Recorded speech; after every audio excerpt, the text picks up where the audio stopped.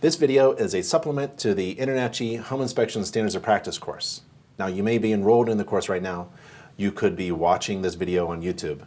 But if you're enrolled in the course right now, then right now we're in the introduction section.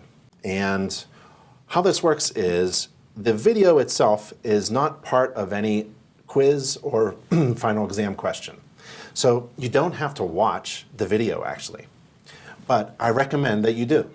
So click the button and bring this video up in a new tab and follow along.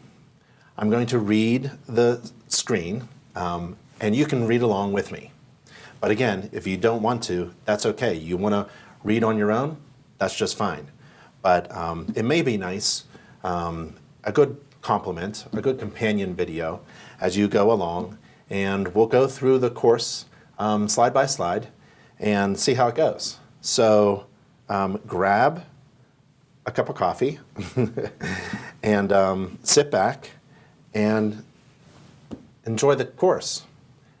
So this course is designed to teach you about InterNACHI's Home Inspection Standards of Practice, which is available by visiting www.nachi.org/SOP. And the standards are the foundation upon which you build your own step-by-step process of performing a home inspection. The standards are the minimum, the absolute minimum of what you are required to do as a home inspector. The standards list systems and components that you are required to inspect, and they also list everything that you're not required to inspect. There's a lot that you're not required to inspect. So, for example, are you required to find every defect in a home? No. Are you required to find mold in a home? No. Are you required to find a plumbing drip that is not readily accessible or visible at the time of the inspection? No.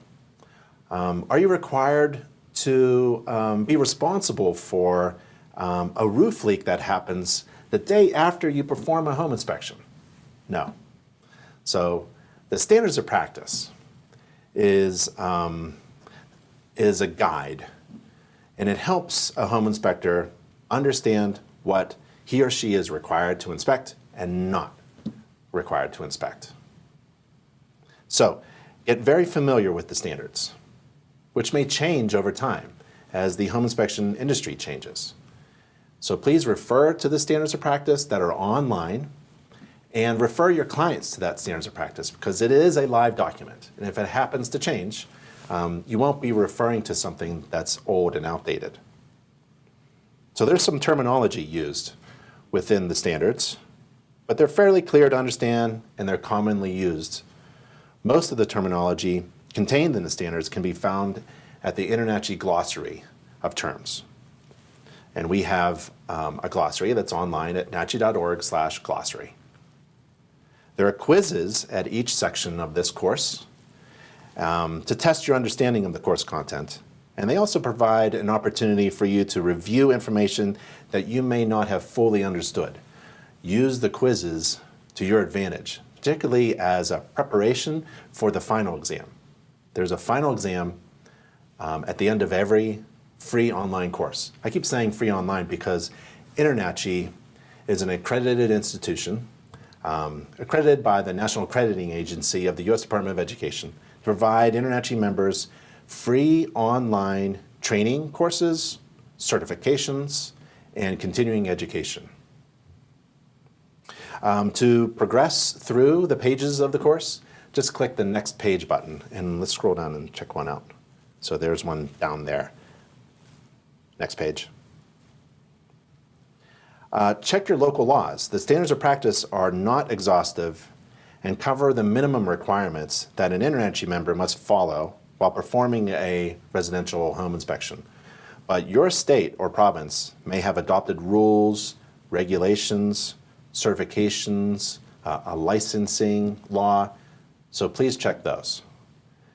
Local laws and rules overrule anything that's national or international.